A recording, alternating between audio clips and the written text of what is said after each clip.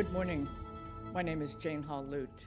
I'm a director here at the Atlantic Council and a former administration official under the Obama administration and a former UN official as well. Welcome to AC Front Page. This is the Atlantic Council's premier live platform for world leaders tackling today's problems. Hashtag AC Front Page provides an essential forum for navigating the dramatic and most important issues of our day. We're delighted this morning to welcome His Excellency Sameh Shoukry, Foreign Minister of Egypt. He'll talk today about the war in Gaza and Egypt's leadership role in the conflict and broader regional consequences of the fighting. This discussion comes 8 weeks into the Israeli-Gaza war and following the breakdown of talks to extend a week-long pause that saw the release of 105 hostages in return for 240 Palestinians. His Excellency Sameh Shoukry has been Egypt's foreign minister since 2014. He has a long and distinguished diplomatic career in both bilateral and multilateral forums, including as Egypt's representative to the United States. He served in Europe, in Latin America, as well as numerous postings with United Nations agencies. Minister, thank you so much for joining us. Today's conversation will be moderated by Vivian Salama, national security correspondent for the Wall Street Journal. She too has a distinguished career spanning decades covering US foreign policy and national security issues. She's reported widely from the region, Egypt, Israel, the West Bank, Iraq, and the UAE. She earned a bachelor's degree in journalism from Rutgers University, a master's degree in Middle East politics from Columbia, and a law degree from my alma mater, Georgetown University Law Center. This event is hosted by the Scowcroft Middle East Security Initiative. Please visit our website to learn more about their work on this important and other topics. For those in the audience here in the studio or watching virtually, please submit any questions to askac.org. Please select the title of this event and to be directed to the submission page, and we will get to those questions later on in the program. Vivian, over to you. Thanks so much, Jane. It's always great to be at the Atlantic Council. And Minister Shoukry, ahlan wa sahlan. Welcome back to Egypt. Welcome back to Egypt. Just to show you where my mind is, welcome back to Washington. Thank you so much. It's always great to see you here. I interviewed you last on the sidelines of the UN General Assembly. A lot has happened since then, and so we'll dive right into it. I just joined Secretary of State Antony Blinken on several of his trips to the region. And I actually attended a press conference with you, Jordan's Foreign Minister, Ayman Safadi, and the Secretary, which I think the simple way to say it is that you agreed to disagree on very key issues when it came to the conflict in Gaza. Now many of you are in town here today talking about a ceasefire again. We're 2 months into this conflict and still no ceasefire. There has been a pause, but we still haven't yet achieved the ceasefire that so many Arab and Muslim countries have been pushing for, in large part because of humanitarian issues. But can you lay out for the audience really why, beyond just simply saying it's a humanitarian issue, what are the long-term ramifications if the bombs don't stop, if this fighting does not stop sooner than later? Well, thank you very much. I'm happy to be with you this morning. And as you mentioned, I am here in conjunction with the visit of the Arab League and OIC on behalf of the summits that were held in Riyadh to address the developing situation in Gaza. And I would draw attention to the fact that this is somewhat of a particular situation. Generally, in all conflicts, there has always been a determination by the international community to apply the Charter of the United Nations and to seek a cessation of hostilities, and that conflicts should be resolved through diplomatic and political means and not through the use of force. In this case, it seems to be different, and it seems to be reluctance to undertake a ceasefire, to endorse through the Security Council a call for a cessation of hostilities. But that also is related to the development of this conflict and its nature. Certainly there has the countries of the Arab League and the Arab League itself at the level of ministers of foreign affairs did indicate that it was unacceptable, the attacks that were perpetrated on the 7th of October, but also recognized the need to resolve the conflict, and that the conflict in its broader terms was also connected to the issue of occupation. The nature of the conflict has resulted in an unprecedented level of human suffering in terms of the impact on the civilian population of Gaza. Gaza is the most densely populated area in the world. So far, the count in the period since the conflict started, over 16,000 civilian casualties, among them 6,000 or more children. A third of casualties are women and children. The destruction of more than half of the built residences and other infrastructure related to Gaza have been destroyed. And from all of the accounts of the impartial United Nations relief agencies, we are on the cusp of a humanitarian catastrophe. What are the implications for Egypt on all of this? Well, first of all, of course, it's a matter of security of the region and stability. Any conflict that arises, especially one that is adjacent to our border, will have repercussions in terms of our security, in terms of our economy.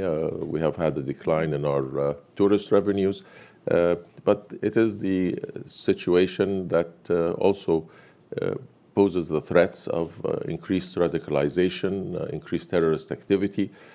For all these purposes, I think it has been clear that we must resolve. This is not the first conflict between Israel and Hamas. This is the sixth conflict. There have been 5 conflicts in the past, during which Egypt did play a role in facilitating for both sides discussions that led to understanding related to maintaining tranquility and providing certain understandings between both Israel and Hamas. This has been an ongoing relationship for the last 15 years, fraught with escalations from time to time, but never has it been to this extent. We all recognize the developments related to the 7th and the shock that ensued in the Israeli public, and I think it was always expected that there would be a proportionate response and one that would not lead to this sort of situation that has many complexities and dynamics. Among them, of course, is the issue of displacement, internal displacement, which is a violation of international humanitarian law, and displacement outside of Gaza itself. At the start of this conflict, there were official declarations that the intention was to displace the people of Gaza to the Sinai. This is totally unacceptable because, as I said, it's a violation of international humanitarian law, but also because it is an effort to liquidate the Palestinian cause, liquidate the aspirations of more than 4 million Palestinians to have their own state, and thereby it is totally unacceptable that this should be a policy implemented. Now, despite the fact that this has receded in terms of declaration, all the measures that are being taken seem to be still leading towards the implementation of such displacement. The movement of almost 1 million people from the north to the south, and now the military activity in the south, and the conditions that are quite inhumane that have resulted in the south now do pose a serious threat of further displacement out of Gaza. And it's important just to note on that point that Egypt has already absorbed enormous number of refugees in recent years between conflict in Sudan to its south, conflict in Libya to its west, and so this is really well, according to the IOM, Egypt now is hosting 9 million refugees, whether Sudanese, Libyans, Syrians, Iraqis, Yemenis, a multitude of other African nations. We have done so out of a moral responsibility, and of course it does cause economic difficulties for us because we provide all facilities of employment, of medical health care, of education, full taking advantage of our subsidy systems. And we do not in any way sequester these people, these refugees in camps, but they are allowed to integrate into society and have freedom of movement. So for all due purposes, the issue is not the economic burden. In this case, some contend, well, since there are 9 million, why not 1 or 2 million more?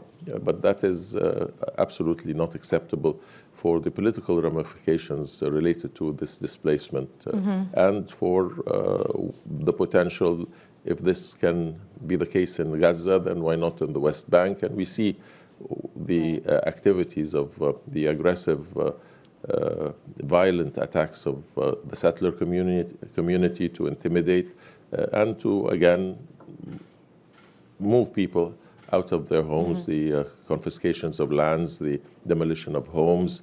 All of this, again, is an effort to create the conditions that causes displacement of Palestinians from their territory.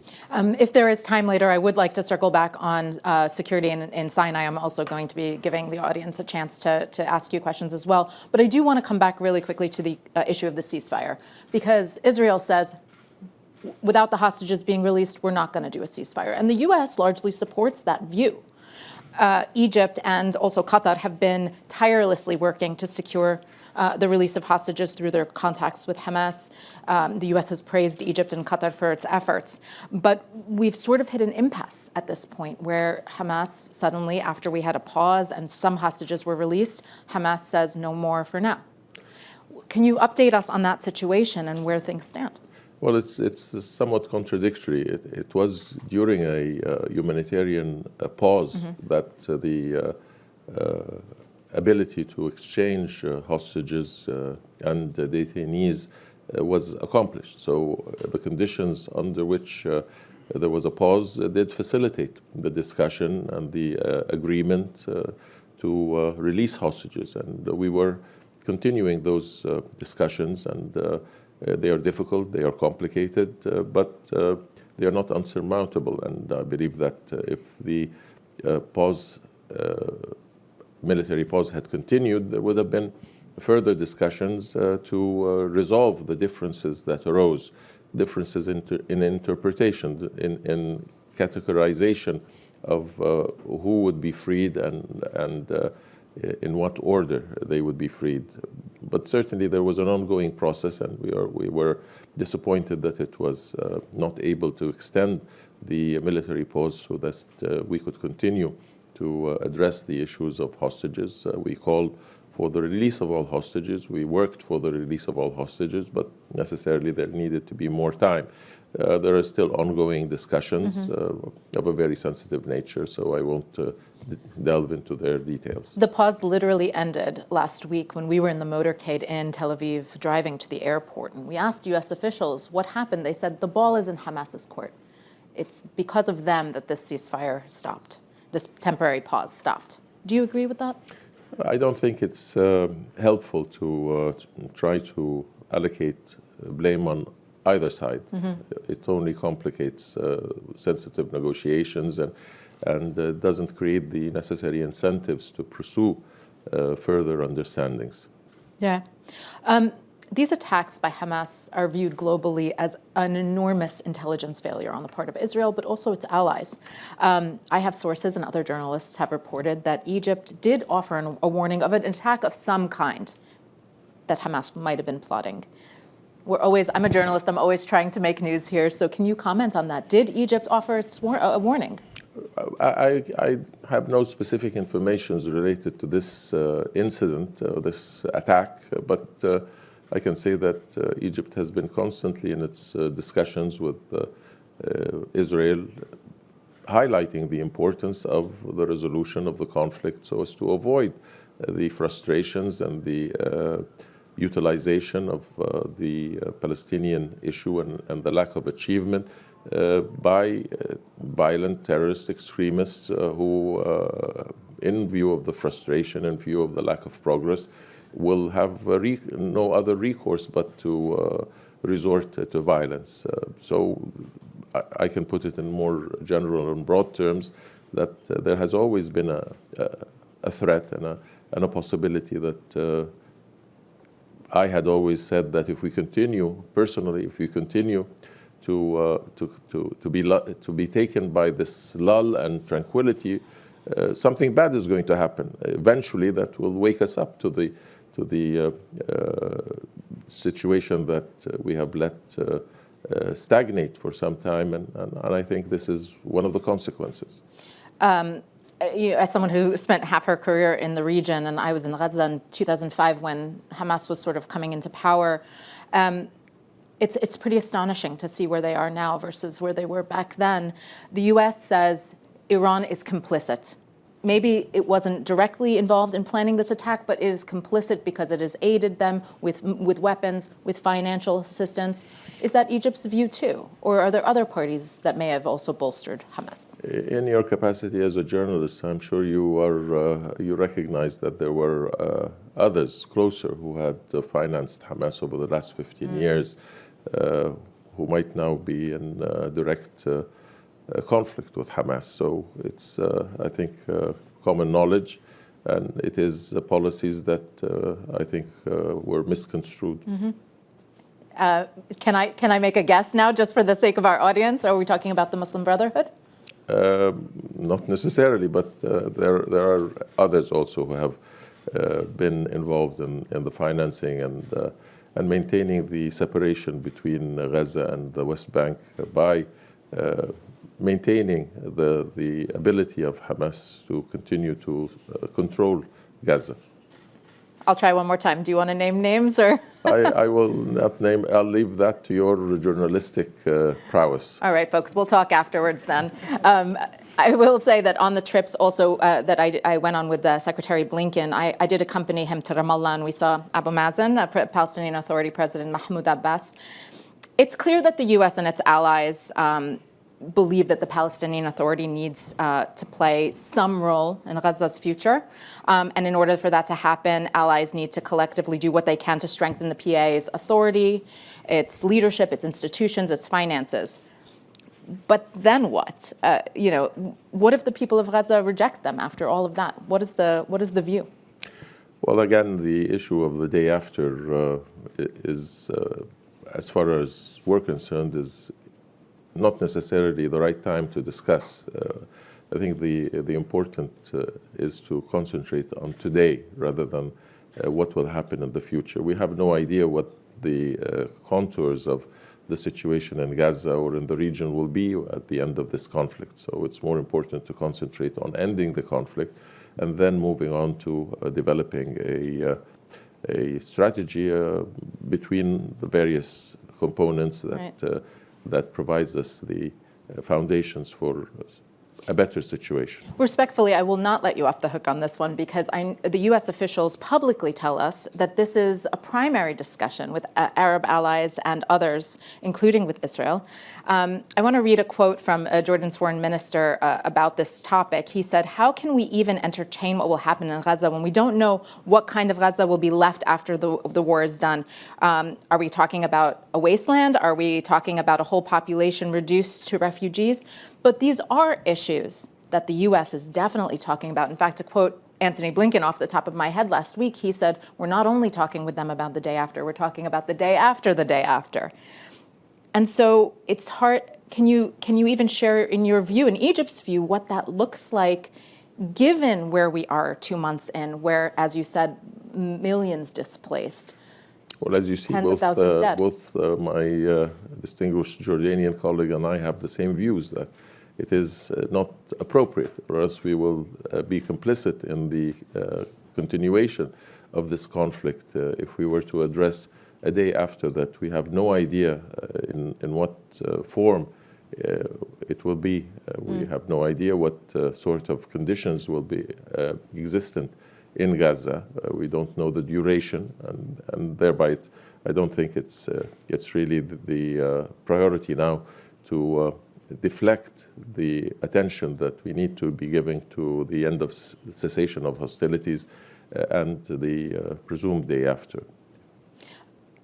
I will ask one more time, though, because the question has come up in recent days here in Washington about whether or not there should be elections in the future of Gaza, or whether that would inevitably bring Hamas or something even more powerful than Hamas, more destructive than Hamas. By your presentation, you are making a distinction to Gaza. Yes. Gaza is not a distinct area in itself. Gaza is part and parcel of Gaza and the West Bank, Palestinian territories under occupation. So you have given it thought then? No, I'm just describing this a situation that it leads us also this potential discussion about the day after seems to be concentrating and isolating Gaza as an independent territory, and it is not. It is similar. It is not similar.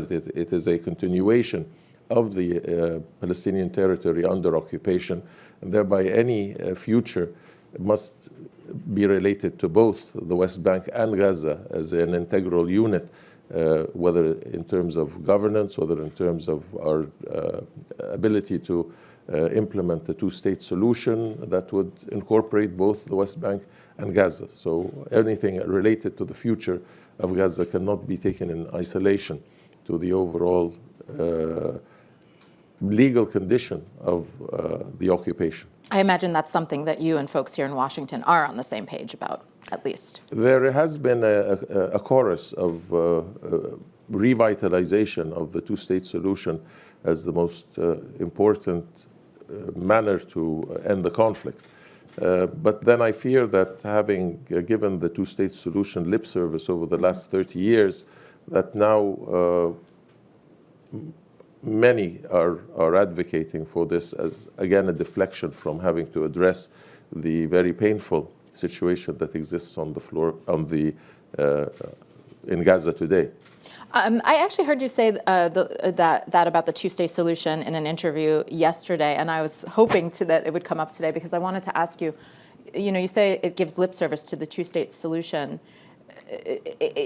I would assume it's not your view that there should not be a two-state solution, but that there's a time for it. I mean, what is that time? I mean, do we not talk about it until bombs stop flying? No, of course, we are strong supporters of a two-state solution, but I think this issue does represent the consensus of the international community, is a part of the legitimacy of resolutions issued by the United Nations, has been negotiated by the two parties over the last 30 years. Everybody recognizes the parameters and the definition, excuse me, of many of the issues pertaining to the implementation of the two-state solution. So what we need now is not to advocate that it is a solution that we should seek through what we have been doing for the last 30 years, but that it is the only manner to resolve the conflict and should be implemented. There are the mechanisms that are capable of doing so. There is the United States, who has the ability to, I won't say enforce, but at least provide the incentives to all sides so as to implement the two-state solution. We can't continue to address this from a theoretical perspective. As well, it is maybe in terminology not the right thing to address, since there is a state existing, which is Israel, which is recognized, which is a member of the United Nations. It is the creation of a Palestinian state that is lacking, and we should thereby address that issue and proceed. And hopefully that will end the conflict, will end the cycle of violence and what we see today happening in Gaza. One of the issues that I'm very interested in is sort of what comes in between the end of hostilities and the future of Gaza. And right now there's a lot of discussion about security. Israeli Prime Minister Benjamin Netanyahu this week said that the IDF would have to retain open-ended security control of the Gaza Strip long after the war with Hamas ends. What is your response to that? Again, if that is the intention, then it is the maintenance of the occupation, and it is not giving due attention to, as we said, the internationally accepted formula of a two-state solution. Of course, Egypt already shares a border with Israel. It has diplomatic relations with Israel. But having Israel also on its border in Gaza adds to a unique dynamic that we haven't seen in a decade and a half, at least. And so 2 decades almost, actually. Does that concern Egypt? Is that a potential escalation for Egypt, or a concern that your security may be somehow in jeopardy? Well, our security is in jeopardy by virtue of the potential for displacement, by virtue of the rise of terrorist activity in the region as associated with the suffering that has resulted and the cycle of revenge that has been created. But as far as our bilateral relations to Israel, being neighbors, we have a very solid foundation in terms of the peace agreement that has shown its resilience, its ability to overcome challenges, and we are fully committed to maintaining the peace and continuing to have a normal relationship and channels of communications that are deep and have been productive to both countries. So what is the alternative then, or is there a viable alternative to Israeli forces being in Gaza once hostilities end?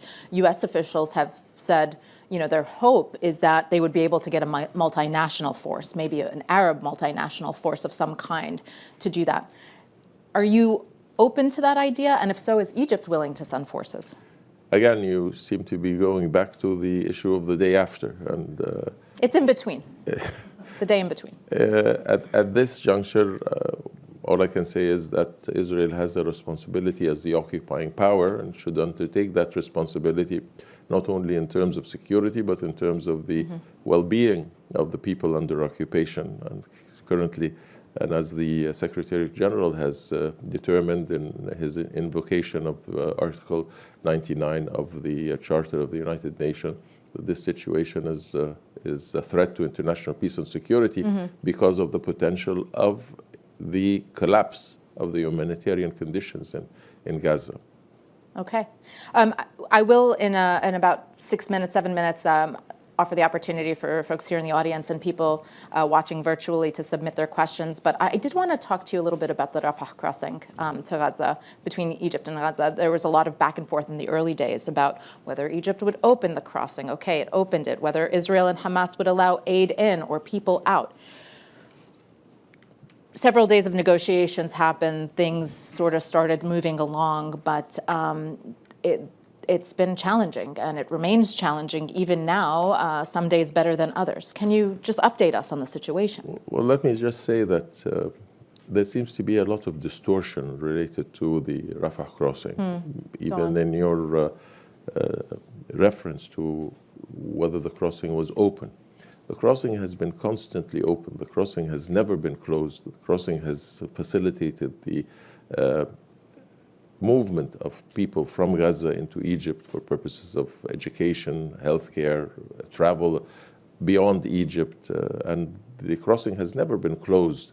It has always been open. When October the 7th happened, there were applications that it should be closed, that the siege on Gaza should be complete, which we refused. And subsequently, the crossing was bombed 4 times. Right. When we tried to repair it, 4 Egyptian nationals were injured. But it was closed when it was damaged. Is that correct? That is the only time it was inoperable. It wasn't closed. Okay. We maintained the staff on our side. They were very willing, but it was damaged. There was a crater created by the bombardment, and we were not able to repair it because if we tried to, as we did, we were bombed again, and there were casualties, as I mentioned, injured. So it was inoperable and not closed, and it was never closed before October the 7th, and it was never closed after October the 7th, and it hasn't been closed since. except for those 4 days where it was inoperable. And the discussions was facilitated by Ambassador David Satterfield with Israel was to put in place a mechanism to enable us to for the flow of humanitarian assistance into Gaza. And of course, it was not possible except through that agreement, or else we would have been putting the drivers of the trucks entering in harm's way. They would have been targeted by Israel if they had not provided the approval for the entry and hadn't endorsed the mechanism that was developed between Egypt, Israel, and the United States. Since then, we have tried as much as possible to allow the highest volume of assistance to enter. This has not been the case because there's a complicated vetting process that Israel insists on undertaking that has restricted the ability for the flow. Before the October 7th, the Strip was receiving 500 trucks daily. Since the conflict has begun, we gradually went up from 40 to 50 to 70 to 100. During the pause for the negotiations on the hostages, we were able to go up to over 140, 150.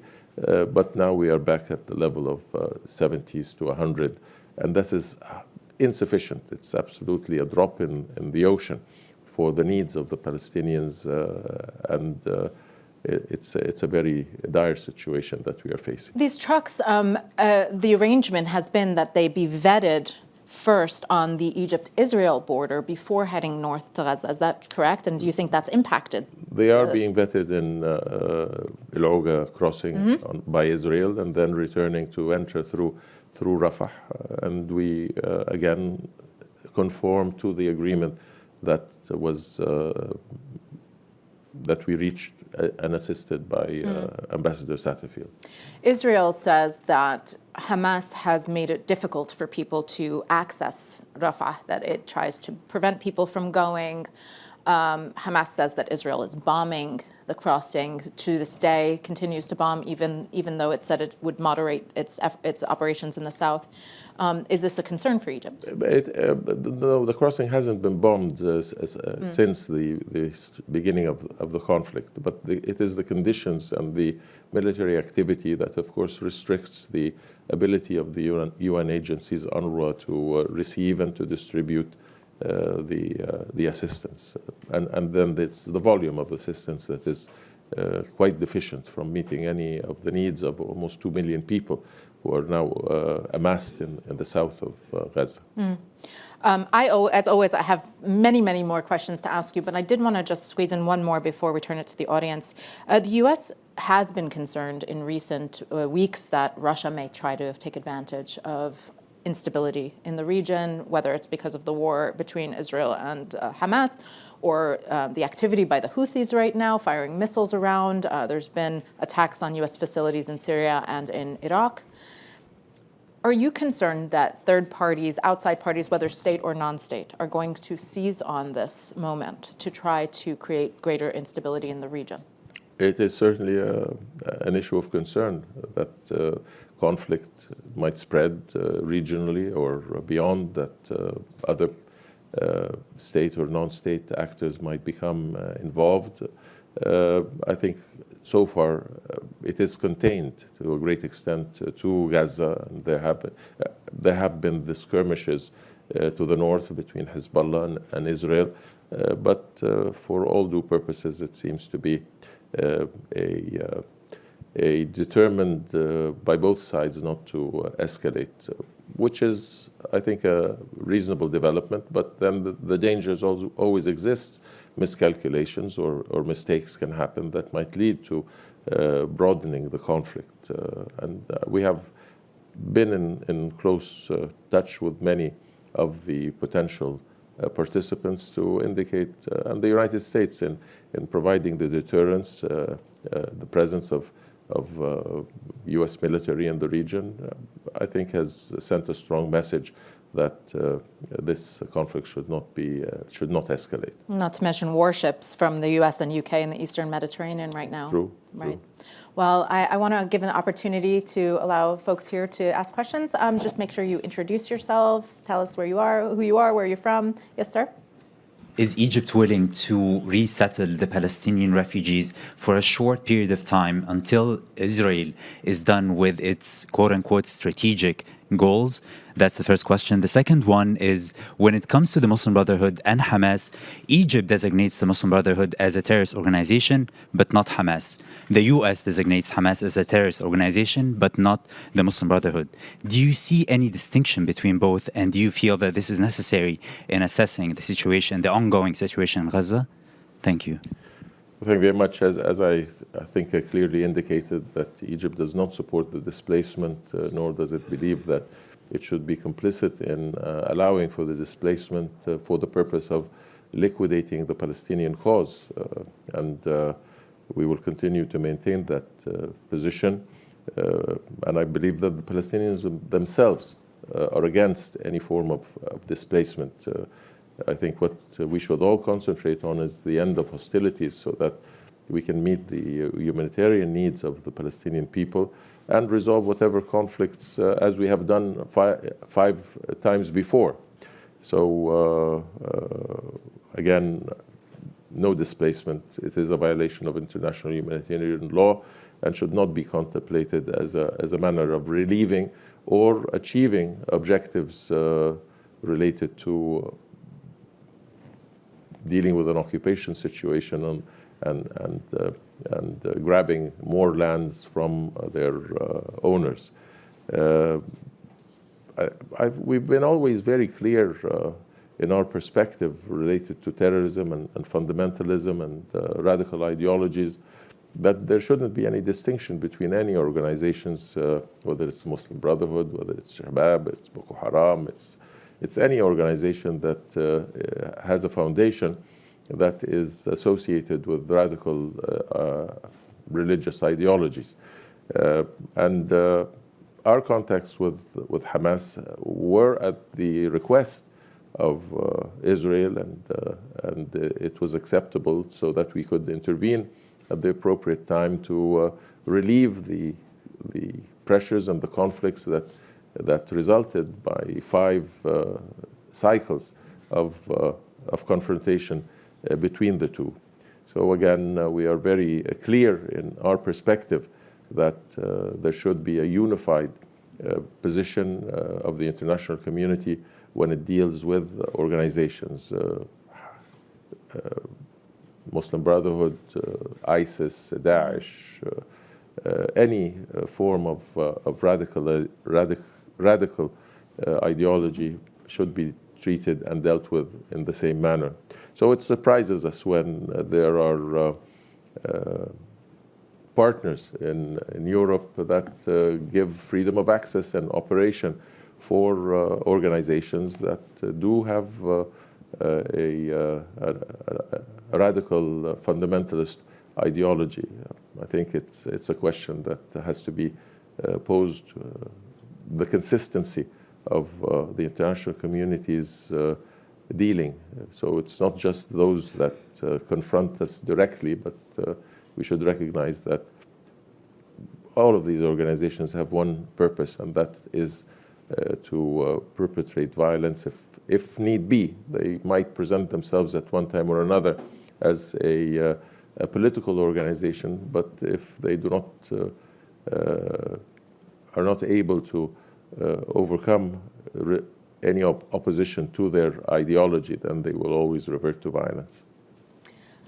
Thank you for that. I want to turn to virtual, and just a reminder to folks who are watching us virtually, you can submit your questions through askac.org. An anonymous person asks, how has the Gaza war impacted the Egyptian economy and negotiations with the IMF? It has impacted that, of course, unfortunately, though Egypt is very secure, though we don't have any direct impact from the conflict. Generally in the region, we depend, 10% of our GDP depends on tourism, and there has been a decline. in some of our tourist revenue because of cancellations by people who, when confronted with the news, consider that the whole region is in a state of turmoil and thereby avoid continuing their planned vacations.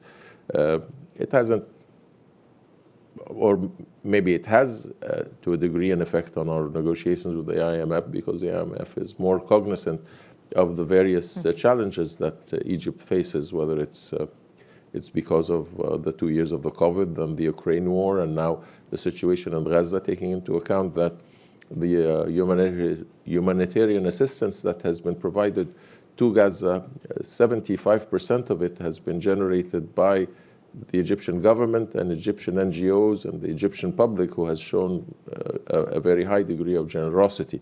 That in itself is an additional economic burden.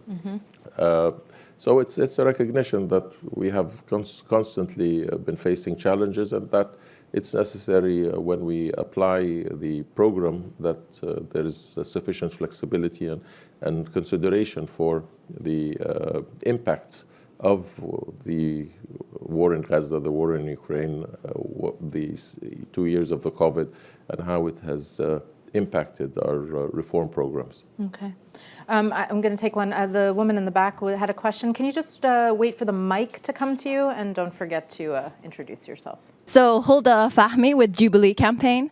And my question is regarding the situation for religious minorities in Egypt, because the conflict has caused people a societal pressure on them to take a side in the war. And then also the question on terrorism. The definition of terrorism in Egypt has been used quite widely, and people have been held in pretrial detention for merely exercising their freedom of speech and freedom of religion. And for example, the case I have represented here, and which the UN Special Rapporteur on Freedom of Religion or Belief raised, was Abdelbagi Said Abdu, a Christian Yemeni refugee, for sharing his beliefs on Facebook. He is in detention since December 2 years now, and it's soon Christmas. He was arrested on the 15th of December, so we really want to see him released for Christmas. And what is Egypt going to do for him and for other people detained on blasphemy allegations or merely for exercising their freedom of religion and belief? Thank you. Well, I think this is one of the accomplishments, and I think you will recognize that President Sisi has been a very strong advocate of freedom of belief and religion, and has gone, I think, the only leader in the Muslim and Arab world that has gone as far as the recognition of non-belief, that the issue of religion is a matter between individual and his creator, and that there should be no form of involvement by the government or the state as relates this issue.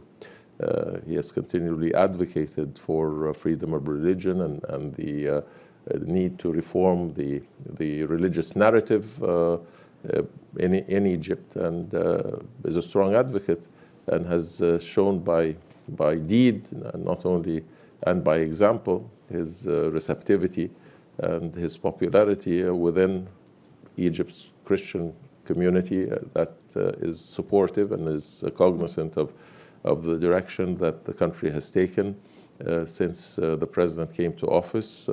And there's a growing sense of pride that it is citizenship that is now the focus of the government's attention. As for specific cases, I'm sorry, I don't have any information related to the particular case that the young lady has addressed, but I can say that there have been all of these cases, similar cases that have come to my attention, were all provided the due process of a full investigation, of defense, of trial, and if convicted, it is for having undertaken actions that are not in conformity with the laws. So it's again a legal framework that we must look into, and it's unfortunate that at times There have been associations with more radical and outlawed organizations on the perception of unity of purpose, which has implicated individuals. And again, I'm not referring to any particular case. So sometimes it's not that the case in question is a fundamental member of a terrorist organization, but has associated with an organization, has been utilized, manipulated by an organization. And again, I think we have to have confidence in an independent judiciary and the rule of law. Thank you for the question. I want to turn back to some of the online answers, and I'm going to summarize them. A lot of questions, obviously, about the situation in Gaza, so going back to that. There's a lot of questions about the security of Egypt's border, people flooding, potential of Palestinians, desperate Palestinians flooding the Rafah crossing, or infiltration of the border by any kind of extremist elements.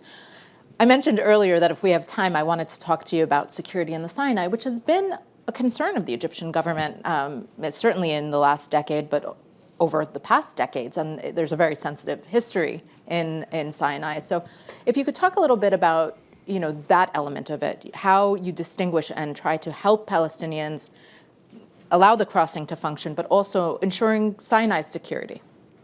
Well, let me say that it hasn't been only a one-way in the crossing by providing assistance, but Egypt has been receiving also a large number of Palestinians who have been injured during this conflict, and providing them health care in Arish or in the facilities in the canal area, and if the case necessitates, in hospitals in Cairo.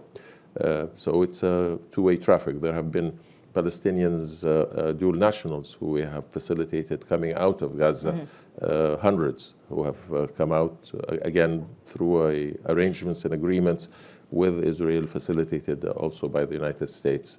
So the crossing does serve both purposes. Of course, the amassing or the displacement of Palestinians, I think we've adequately addressed, is not something that we would support, and it's from all what we see, the Palestinians themselves are cognizant of the dangers of displacement to their relinquishing their rights for statehood, their rights of ownership of their lands, and are reluctant to leave despite the very dire circumstances, the humanitarian conditions.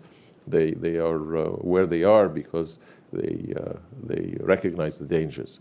The situation in the Sinai, yes, we have had the turbulence of 2011 and subsequently the period of rule of the Muslim Brotherhood, which facilitated the entry into the Sinai of terrorist organizations that we have addressed over the last 10 years and have demolished their infrastructure and to a great extent freed Sinai and its people of the dangers of the expansion of terrorism. We did lose almost 3,500 of our security personnel and almost 25,000 injured. And in the same time, during that period, only 100 unfortunate civilian casualties were sustained.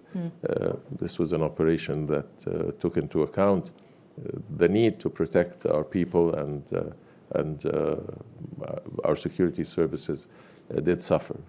Currently, we have the Sinai 2018 operation. Exactly. Currently, right. I think this is now behind us, and we look forward to Sinai prospering with the national infrastructure projects, with the development of tourism, which of course, as we mentioned, is impacted unfortunately by the violence that's adjacent to the Sinai. Absolutely.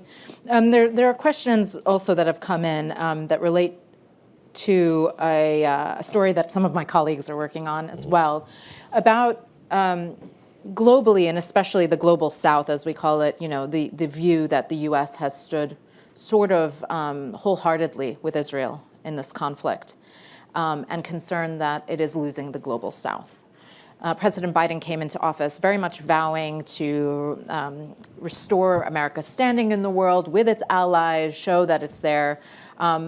This issue has been very divisive here in the United States, but also has created some turbulence abroad. And so you travel everywhere. What are you hearing from your allies, from countries around the world about the U.S. position here?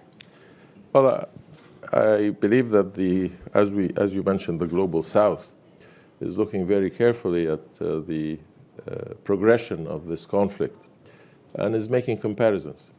And I believe that it is losing confidence in the viability of the values that have been projected, if we want to say, by the global north. Talk about those values. And there's a feeling of that there is a double standard in application of values as relates different issues and conflicts in the world. This is a dangerous situation because it will cause the unraveling of what we consider an important aspect of international relations, which is the rule-based world order. If we cannot apply values in a consistent and clear manner, then it will all become a turbulent and apply a policy in relations to individual perspectives, what constitutes the best interests of nations rather than what is in conformity with international law, with the Charter of the United Nations, with the rule base that we all have to be accountable to. Does the U.S. give you, the Arab allies, but also beyond, do you hear that they're giving reassurances that they still have your back despite these differences in values?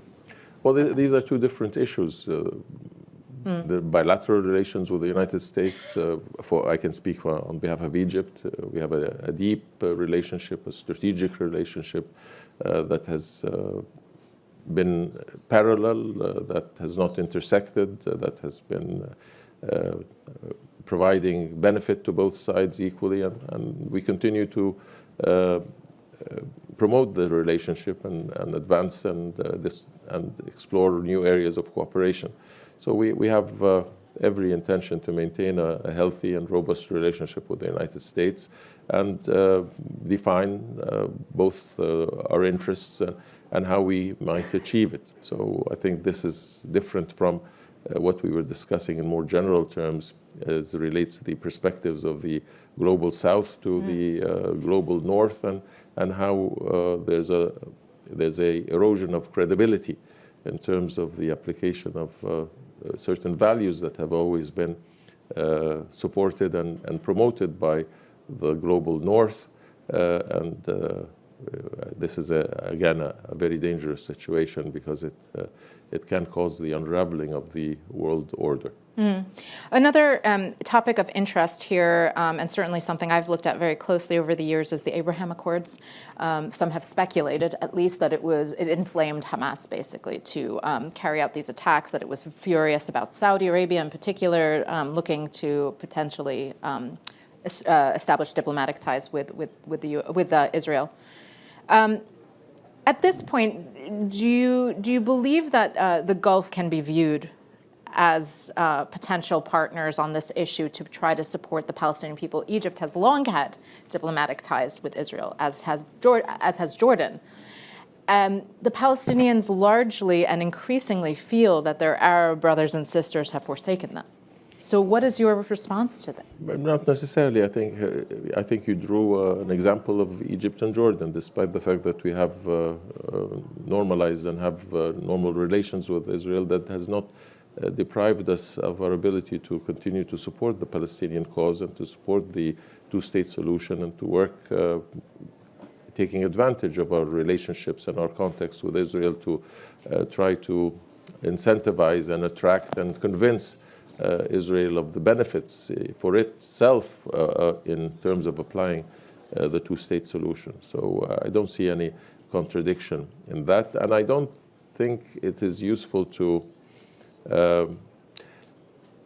deflect from the status of occupation, that this conflict erupted because of potential normalization between other Arab states and Israel. These are issues that even, I think there was an acceptance of the Abraham Accords on the part of the Palestinian Authority. There shouldn't be a distortion of that. This basic conflict is a conflict related to occupation, that there are lands that are occupied now for the last almost 50 years, and that it is the only state of occupation that exists in the world of a people with a very distinct national identity, who are living on a specific area of land, who are deprived of their ability to govern themselves and to have the same rights as everyone else. We only have a few minutes left, but someone has asked here, and it's an interesting question about whether there's a potential diplomatic resolution in all of this, particularly since the need to sort of spare greater civilian atrocities so huge that if there's anything that Egypt or other countries can do to broker at least a temporary diplomatic solution until the future, the day after, as we keep saying, is figured out. Well, certainly, I don't think anyone can support further deterioration of the humanitarian conditions, further loss of life of innocents, whether civilians, men, women, and children, is unacceptable at this rate. So the cessation of hostilities is fundamental, is very necessary, and whatever the conflict, there are always opportunities. As I said, there have been 5 previous conflicts between Hamas and Israel, which we interceded to resolve and to regain the tranquility. I recognize the complexity of the current conflict, but we shouldn't in any way continue to the perpetration of military activity and violence and the consequences for civilians, but rather end hostilities and see how we can resolve the situation in political terms. And again, it is overall the broader issue is the two-state solution. There's a consensus that is the manner in which we would end the conflict, that if the Palestinian state was created, there would be no justification for any violent terrorist activity perpetrated towards Israel. It relieves the whole region of the tensions that are associated with the continuation of the occupation and the lack of fulfillment of the legitimate rights of the Palestinians. So, and opens the doors for integrations. We see the benefits of Egypt and Jordan having made peace. We see the benefits of the Abraham Accords, and we can certainly look to a future that is free of any animosity or hatred or revenge, and that opens the doors for regional integration and cooperation with all of the resources, both human resources and material resources that can change the contours of this region. Obviously, we could talk for hours about this, but I know you have a very busy schedule. Thank you so much, Foreign Minister Sameh Shoukry, for joining us, and to the Atlantic Council for hosting us. Ladies and gentlemen, we appreciate your time. Have a great day. Thank you.